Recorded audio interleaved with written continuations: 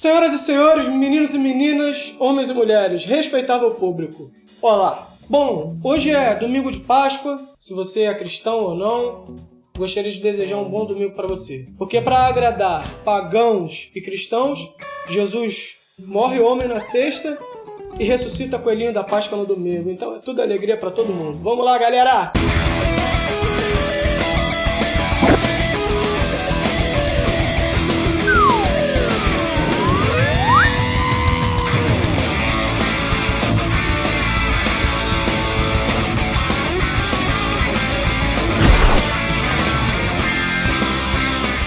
Bom, a onda do momento agora é o filme Noé. Já temos aí no nosso canal um belíssimo vídeo explicativo sobre o filme, trazendo todas as mensagens subliminares e todas as mensagens objetivas e expostas que ninguém viu, do nosso amigo Thiago Richelli. Te recomendo a ver.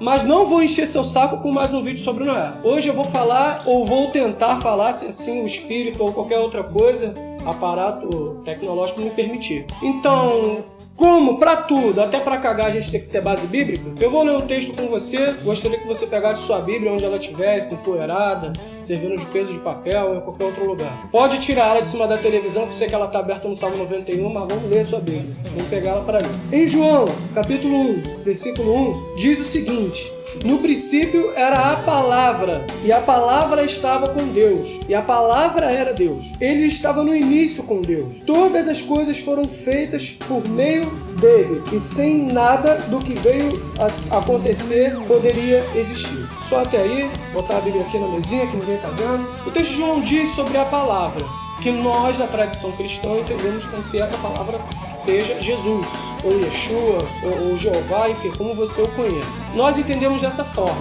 Nesse sentido, se a palavra, o verbo, estava com Deus no princípio de todas as coisas, nada do que veio acontecer na história da humanidade não passou por ele, ou sem que ele tenha conhecimento, ou sem que ele tenha permitido. Então, nesse sentido, tá rolando aí essa febre do Noé, essa febre do dilúvio.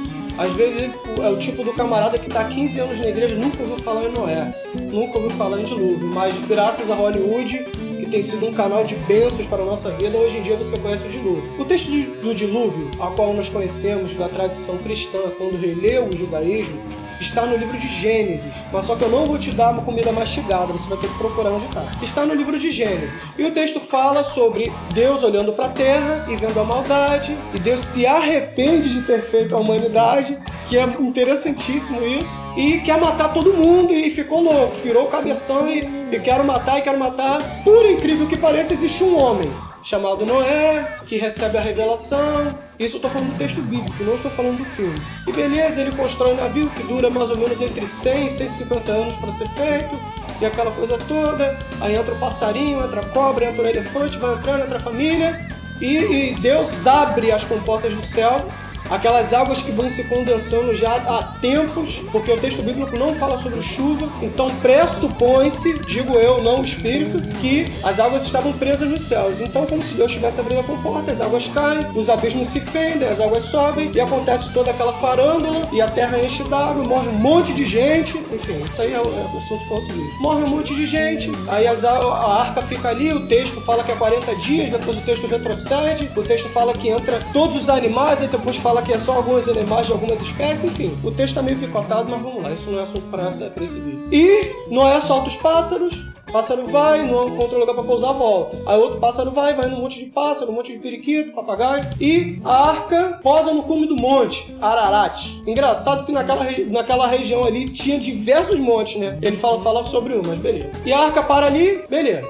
Aí as águas vão descendo, a impressão que dá que o dilúvio foi universal, as águas somem do nada, não sei pra onde, parece que abre o ralo da terra e a água vai embora, mas vamos lá. E beleza. Muito resumidamente, esse é o texto a qual nós temos alcance na Bíblia, que é a palavra de Deus. O texto está um pouco denegrido, eu não sei se seria o termo certo, mas eu posso te dizer que o texto está com uma espécie de coxa de retalho. Em que sentido? Se nós analisarmos a história da humanidade, nós temos alguns textos mais antigos do que o texto sobre o dilúvio de Israel. Chegou até as nossas mãos pela arqueologia textos de dilúvio do povo sumério, do povo acádio, do povo babilônico, do povo grego, até mesmo do povo egípcio, se você acha alguns textos falando sobre o dilúvio. Isso posto, nós temos hoje em mãos, junto com o texto bíblico, um texto do dilúvio sumério, nós temos 2 textos do dilúvio do povo acádio e um texto de dilúvio do povo grego. Eu sei que isso aqui daria muito mais tempo do que esses poucos minutos que você está disposto a ficar aqui me olhando. Mas hoje eu só quero falar somente sobre um texto do dilúvio, que é o texto da Epopeia de Gilgamesh. Vamos lá? O texto mais antigo da Epopeia de Gilgamesh que nós temos é do século 12 a.C., ou seja, 1200 anos antes de Cristo, que é muito mais antigo do que o texto que nós temos da Bíblia. Calma, segura aí, segura na cabeça. Não estou desqualificando o texto bíblico. Eu apenas estou te mostrando o relato mais antigo que nós temos sobre a história do dilúvio. O relato sobre o dilúvio do texto sumério começa primeiro com um texto falando sobre os reis antediluvianos da Suméria. O texto é tão interessante que fala que tiveram reinados que duraram 46 mil anos. Um pouco assim, não sei se acha isso ilusório, se você acha isso legal. Eu, particularmente, eu acho isso muito próximo do texto bíblico. Comparando com o texto bíblico, nós temos patriarcas que vivem 969 anos, como, por exemplo, Matusalém. Certo?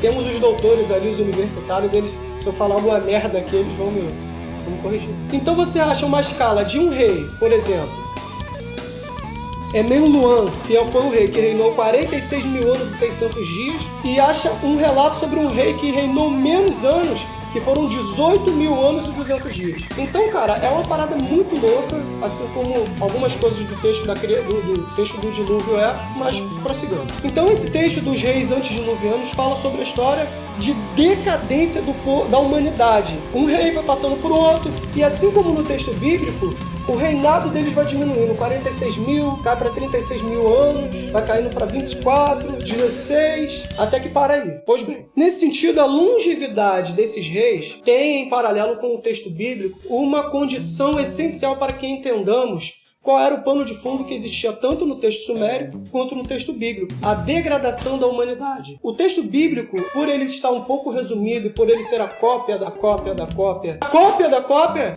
o texto bíblico está mais denegrido do que o texto sumério. O texto sumério é tão interessante que ele diz que uma criança, para ela parar de se sujar, de fazer cocô nas calças, demorava 100 anos. E para essa criança, depois que crescia, começar a trabalhar, demorava-se mais 100 anos. Então, nesse sentido, as fases da humanidade eram bem lentas. Seria muito bom, pô. Qual é o vagabundo hoje em dia que não quer ficar 100 anos sem trabalhar? Posto isso, as tabuinhas de Gilgamesh prosseguem falando sobre a trajetória de Gilgamesh até encontrar o suposto Noé sumério. Se resume no seguinte: Gilgamesh está à procura da imortalidade, porque o seu suposto amigo, amante, morre, e ele atravessa o mar da morte, as águas da morte, ele atravessa as águas da morte e encontra um camarada chamado Upnashitim. Esse Upnashitim é uma espécie de Noé bíblico que sobreviveu à história do dilúvio. Nesse sentido, o Upnashitim começa a narrar para Gilgamesh como se deu o dilúvio. Pois bem, o texto do dilúvio sumério se desdobra da seguinte forma: introdução, falando a causa do denegrimento da humanidade, prossegue com a construção da arca, se desdobra com o dilúvio. Nesse dilúvio, nós temos o lamento dos deuses, que é muito interessante, muito parecido com o lamento de arrependimento que Yahvé tem em Gênesis capítulo 6, versículo 6, quando ele se arrepende de ter feito a humanidade. Só que o texto sumério, o arrependimento dos deuses, é no dilúvio, quando eles veem toda a humanidade destruída, e o texto encerra com um sacrifício no cume do monte. E aí o texto vai se desdobrando em outras partes que não nos convém nesse momento. O Upnashitim começa a narrar para Gilgamesh que a cidade de Shurpak era uma cidade que tinha se denegrido,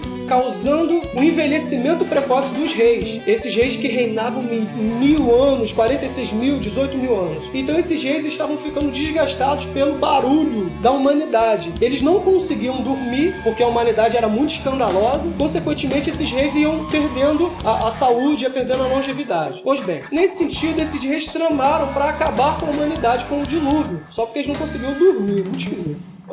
E o texto fala que o Deus Supremo dos céus, que é superior aos deuses que moravam na cidade junto com os homens, muito parecido com a questão dos seres cósmicos que moravam naquela época, os filhos de Deus, os Ben Elohim, esses seres cósmicos, esses seres que moravam junto com os homens em Shurpak, recebem do Deus Supremo chamado Ela uma carta de julgamento pelas maldades que eles estavam fazendo aos homens. Sendo que nessa parada todo mundo vai na leva, filho. Muito parecido a questão de Noé, sendo que nessa questão só um homem é achado digno. Quem seria?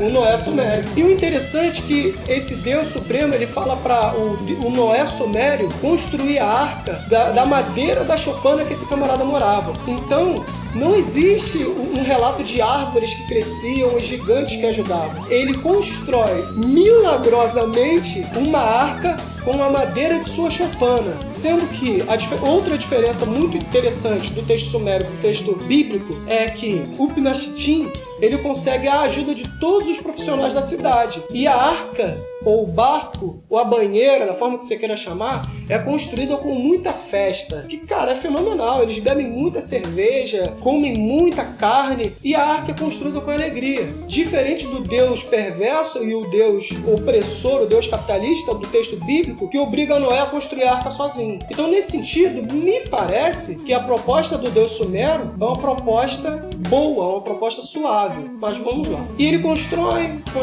Nisso, os céus começam a se fender, começam a se enegrecer. O Pinashitim faz um trato com Shamash. Shamash é o deus do sol. Shamash é uma das divindades que ajuda Yahvé a conquistar Canaã. Mas isso é outra situação. Shamash faz um trato com o Pinashitim que no entardecer fará chover doces e no amanhecer fará chover bebida. Então o povo vai ficar alegre com os doces que vão cair do céu e com a bebida que vai sair da terra, enquanto o Pinashitim coloca os animais para dentro da arca. Quando a arca se fecha, Haddad, que é a divindade da tempestade, abre os céus e as águas caem. Nisso, acontece tudo aquilo que a gente sabe, a arca vai, a água, os animais, muito parecido com o texto e tudo aquilo outro. Enfim, isso acaba no seguinte: o Pinashitim está na arca, também solta as aves vão e voltam, o Pinashitim para no cume do monte Nisir e as águas começam a descer. O Pinashitim desce da arca, junto com sua família e os profissionais que ajudaram a construir a arca, e faz uma bela de uma festa com muita cachaça, com muita cerveja, com muito vinho, e eles ficam ébrios. Isso lembra quem?